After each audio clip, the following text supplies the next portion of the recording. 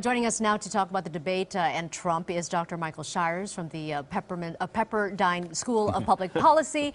Thanks so much for joining us. It kind of lacked the fireworks of Donald Trump, but who do you think, were there any clear winners or losers tonight? Well, I mean, Marco Rubio was a target tonight. I mean, if you think about this campaign as it unfolds, it's going to go from here to kind of a three-man race. And Ted Cruz and Donald Trump kind of have their area marked out. So everybody was taking shots at Marco Rubio, and it was up to him tonight to respond to those, and I think he did. So I think by the end of the evening, he was probably the clear winner because he remained presidential in the midst of all So that. what did you think of the dynamic without Trump? It seemed it was a little more substantive, right? It was completely substantive, and well, not completely. There were still moments of levity and meandering. But yeah, the reality is this is probably what the campaign would have looked a lot like without Donald Trump in it. So for better or worse, you saw substantive policy conversations. I'm not sure we saw a lot of new stuff tonight, but I think Iowans 4 days from now have a lot more information to base their decisions on. Right. So Trump, as you know, opted out to have that fundraiser instead for the veterans. He said he enjoyed past debates, but he had to draw the line on this one. Listen in. All the online polls said I've done very well with that, with the debates, and I've had a kick with it, but you have to stick up for your rights. When you're treated badly, you have to stick up for your rights. You have to do it. Do you think he hurt himself by not showing up? Well, you know, there's a lot of people out there who think that he really showed disrespect to Iowans by not being part of this conversation so close to the election.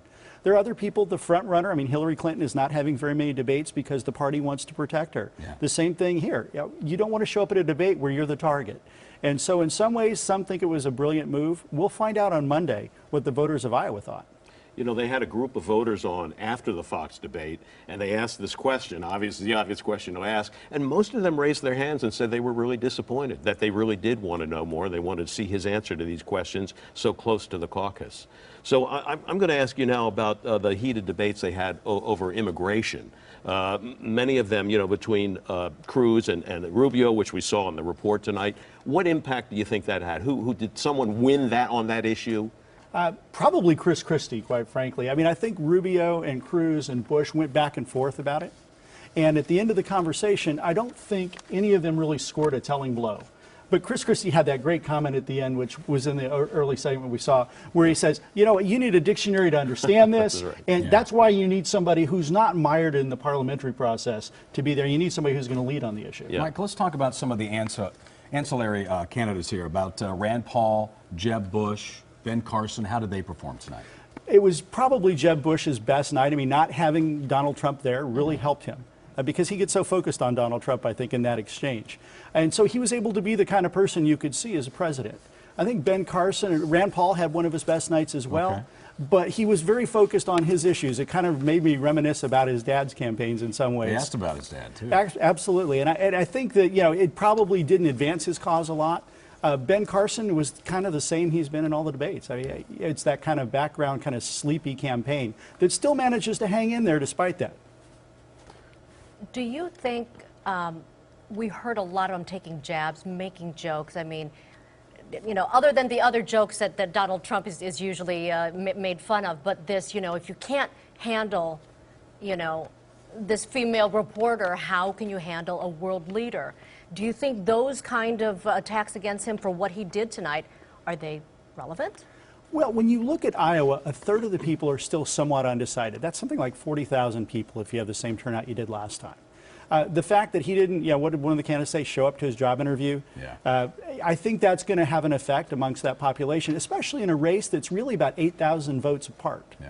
I thought another thing that was interesting tonight was they introduced some videos and some people from YouTube, one of which was talking about Islamophobia and terrorism. So let's go to that soundbite real quick. You have said that we should not profile.